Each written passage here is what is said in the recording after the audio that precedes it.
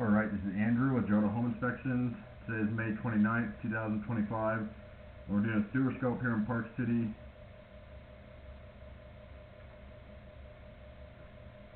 We're at 3041 Homestead Road, and we have the camera pushed out 140 feet to the city connection. Now we're going to pull it back and record it and see what we find. So this first connection point is called the nose on. That's where it goes from your lateral line into the main city line.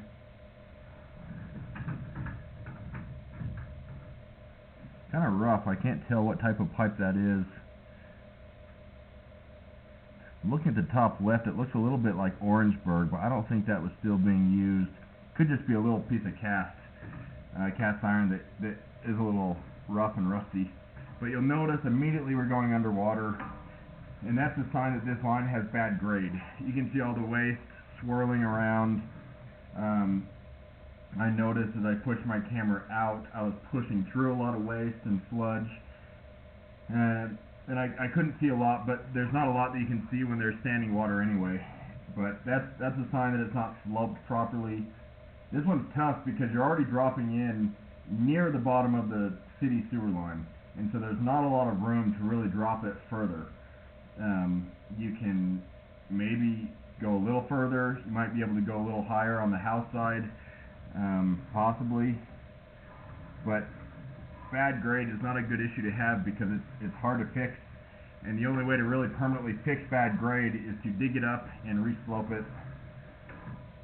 It's kind of unpredictable. I don't see that this line has been recently cleaned based on how much buildup there was, and so I would talk to the seller and find out if they've ever had any backups.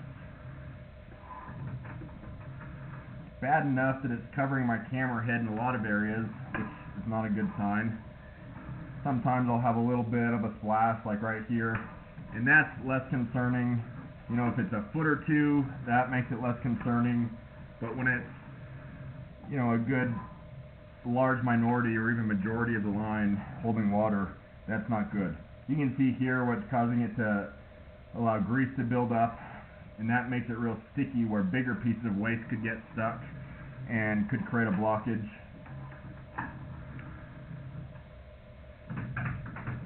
I noticed this as I was pushing out, and I was trying to figure out what it is.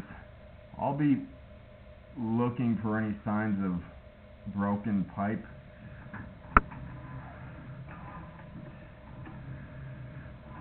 And I saw it much closer to the house. I think my camera pushed it a ways, and then also as I was running water, I think that helped push it along. That looks like an access point. I couldn't find it, but somewhere outside you likely have another access point. It's probably been buried. I also noticed inside the house, at least one of the cleanouts had been covered with drywall, partially. I could see a little nub where you should be able to remove the clean out, but this one had been partially drywalled over.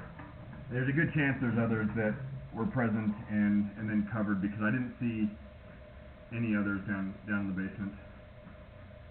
You want to have access to those so that you can clean the secondary lines if it gets clogged anywhere else.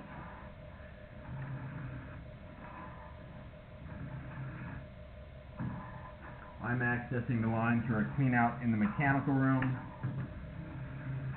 and so it's a smaller access point. I had to use a different camera head to be able to push my camera all the way out.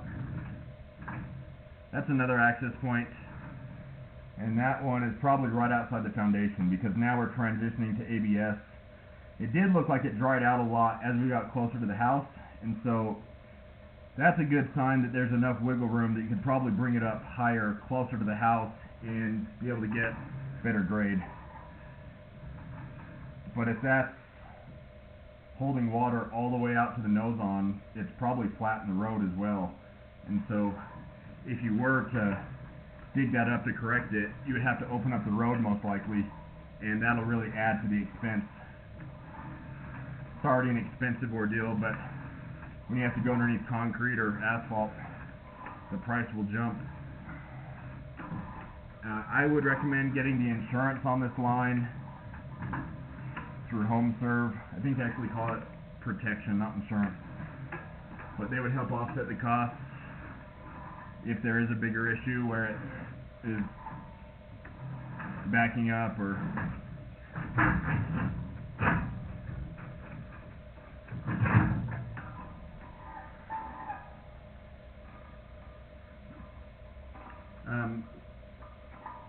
another option would be to